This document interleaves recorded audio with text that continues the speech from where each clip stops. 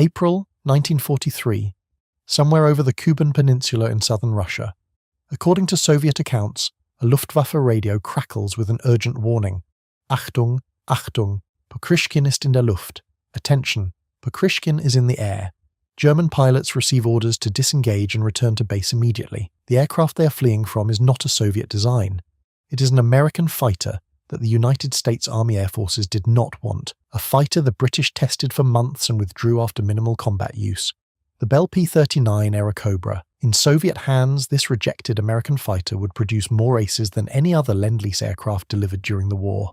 Aleksandr Pokryshkin, the man whose presence in the sky reportedly sent Luftwaffe pilots running, scored 48 of his officially credited 59 victories in an airplane his own country had abandoned. The P-39 began as one of the most radical fighter designs ever attempted. In 1937, Bell aircraft engineer Robert Woods proposed building a fighter around a cannon rather than fitting a cannon to a fighter. The 37mm M4 cannon would fire through the propeller hub, which meant the engine could not sit in the nose. Woods moved the Allison V1710 engine behind the pilot, connecting it to the propeller through a 3-meter drive shaft running beneath the cockpit floor. This mid-engine, shaft-driven layout was highly unusual in a production fighter.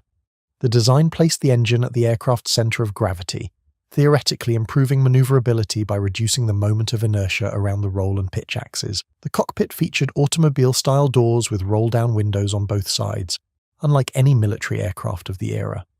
The tricycle landing gear, another innovation for American fighters of the period, gave pilots clear forward visibility during takeoff and landing and eliminated the ground loops that plagued conventional taildragger designs. The prototype first flew on April 6, 1938. With a General Electric turbo supercharger boosting the engine, the XP-39 reached 628 km per hour at 6,100 meters. It climbed to that altitude in just 5 minutes.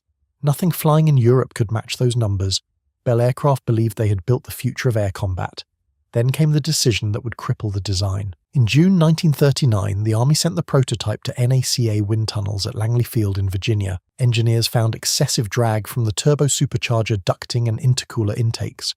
They calculated that removing the turbo and cleaning up the airframe could theoretically produce even higher speeds with just a mechanical supercharger. At a pivotal meeting in August 1939, Larry Bell proposed deleting the turbo supercharger entirely. Bell Aircraft was near bankruptcy, having delivered only 15 aircraft total and desperately needed production contracts. Lieutenant Benjamin Kelsey, the project officer who had championed the design, was in England and could not intervene. He later wrote that eliminating the turbo without substituting comparable gear-driven supercharger performance relegated the airplane to an also-ran. What remained was a single-stage, single-speed mechanical supercharger, the same basic setup as the P-40 Warhawk. The critical altitude, meaning the height at which engine power began dropping off, fell from roughly 6,000 meters to approximately 3,600 meters. Above 5,000 meters, the P-39 was being left behind by every serious fighter in the war. The definitive P-39Q, of which Bell built 4,905, carried the Allison V17 1085, producing 1,200 horsepower at takeoff. The wingspan measured 10.4 meters, with a wing area of 19.8 square meters. Empty weight came to 2,427 kilograms, rising to 3,434 kilograms fully loaded. Maximum speed reached 605 kilometers per hour at 3,000 meters. Rate of climb was approximately 19 meters per second. Service ceiling reached 10,600 meters on paper, though combat effectiveness ended far below that altitude. The armament was genuinely formidable. The nose-mounted 37mm M4 cannon fired through the propeller hub with 30 rounds available. Its high-explosive shell weighed 600 grams and could destroy any fighter with a single hit. Two synchronized .50 caliber Browning machine guns sat in the upper nose with 200 rounds each. The P-39Q added two more .50 caliber guns in underwing pods with 300 rounds per gun. All nose weapons fired along the same centerline axis, eliminating convergence problems and making the P-39 an extraordinarily stable gun platform. The mid-engine layout concentrated mass near the center of gravity. According to flight test data, the P-39 achieved a roll rate of 75 degrees per second at 378 kilometers per hour, superior to the Zero, Wildcat, Hellcat, and P-38. Below 3,600 meters, it was competitive with virtually every contemporary fighter. RAF testing confirmed it could easily outturn a Bf-109E and was superior on the same level and in a dive below 6,000 meters. The Bf-109G, Germany's standard fighter from 1942 onward, reached 640 kilometers per hour at 7,000 meters, but at 3,000 meters, where Eastern Front combat occurred, the performance gap narrowed considerably. The Focke-Wulf 190A reached 656 kilometers per hour at 6,200 meters, but suffered from worse low-altitude performance than the Bf-109. Against these opponents, the P-39's concentrated firepower and excellent low-altitude handling gave Soviet pilots genuine advantages when they fought on their terms. Britain ordered 675 export models in April 1940 without ever test flying the type. When 3 aircraft arrived at the Aircraft and Armament Experimental Establishment at Boscombe Down in July 1941, testers found serious problems. Maximum speed measured just 572 km per hour at 4,000 meters versus the advertised 644. Range came to only 480 kilometers, without drop tanks versus the promised 1,550. The cockpit filled with cordite fumes after firing. Heavy rain obliterated forward vision entirely through the frameless windscreen. Number 601 Squadron RAF became the only British unit to operate the Airacobra in combat. They received their first 2 aircraft on August 6, 1941, and according to squadron records, flew only a handful of combat sorties before withdrawal. The first operational mission came on October 9, 1941, when 4 Airacobras attacked barges near Dunkirk. By March 1942, 601 Squadron had re-equipped with Spitfires. The rejection stemmed from inadequate climb rate, altitude performance inferior to existing Hurricanes and Spitfires, and the tactical limitation of having a squadron confined to low-altitude work in a defence system, requiring all altitude capability. Of the 675 ordered, only about 80 were assembled for RAF use. Roughly 200 were transferred directly to the Soviet Union via Arctic convoys to Murmansk. American combat experience proved brutal. In the Pacific, P-400s of the 67th Fighter Squadron arrived at Henderson Field on Guadalcanal on August 22, 1942. Japanese aircraft routinely flew above 6,000 meters. The P-400s could not reach them. According to combat records, 10 of 14 P-400s were lost in just 4 days. General Vandergrift ordered no more P-400s flown except in extreme emergencies. A humiliating protocol emerged. When Japanese air raids were detected, Marine Wildcats took off to intercept, while all Airacobras flew in the opposite direction to avoid destruction on the ground. The gallows humour was savage. Pilots joked that a P-400 is a P-40 with a 0 on its tail.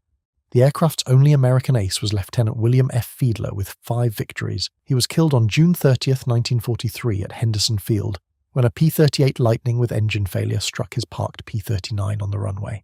In North Africa, USAAF P-39 units lost 107 aircraft, while scoring only 20 confirmed aerial victories, a loss ratio that confirmed the aircraft's unsuitability for the Mediterranean theatre. The Tuskegee Airmen received war-weary P-39s in February 1944 in Italy. Many pilots believed the Airacobras were issued to the group to ensure they would be unsuccessful. The P-39 was progressively replaced by P-38s from late 1942, P-47s through 1943 and 1944, and P-51s from mid-1944. The last significant USAAF combat in the type occurred around April 1944. The flat spin problem compounded the aircraft's terrible reputation. As 37mm ammunition was expended from the nose, the centre of gravity shifted dangerously rearward toward the heavy engine. Soviet test pilots later demonstrated to skeptical Bell engineers that the P-39 could enter unrecoverable flat spins when flown without nose ammunition. A 1970s NASA Langley wind tunnel study confirmed this characteristic. With ammunition loaded, the model never tumbled.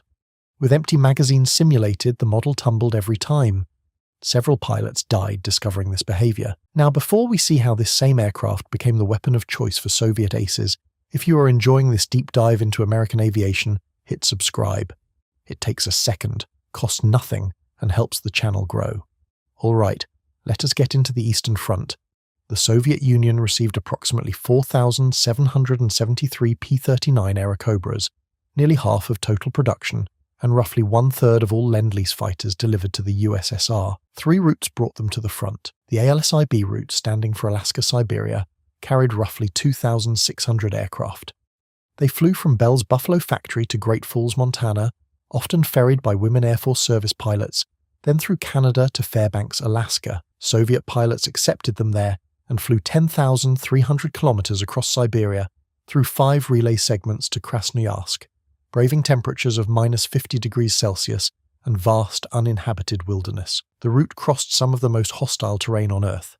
Aircraft that developed mechanical problems often crashed in areas so remote that wreckage was not discovered for decades. The Persian corridor carried about 2,000 more, shipped by sea around the Cape of Good Hope to Abadan in Iran, assembled by 300 Soviet engineers working in desert heat, and ferried north to Azerbaijan. The earliest 200 arrived via Arctic convoys to Murmansk, former British Airacobra IS, redirected by Churchill after the RAF rejection. These convoys faced constant attack from Luftwaffe aircraft and German submarines, and losses ran high. Soviet mechanics immediately modified their Cobras. The most important change was stripping the wing guns.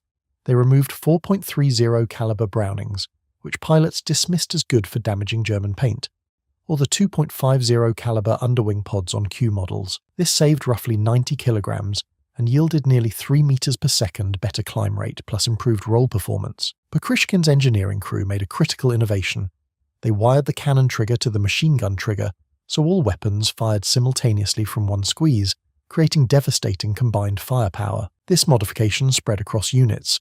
The Soviets received primarily M54 high-explosive ammunition for the 37mm cannon, rather than armor-piercing rounds. This helps explain why the persistent myth of P-39s as tank busters does not hold up.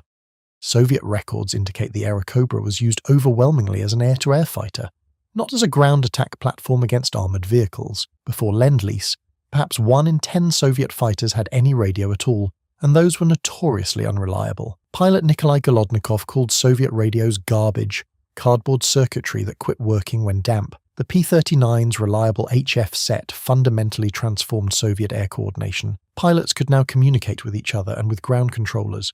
This single feature may have mattered as much as the aircraft's firepower. Why did the same aircraft that flopped at Guadalcanal become the weapon of choice for the Soviet Union's greatest aces? The answer is almost entirely about altitude and doctrine.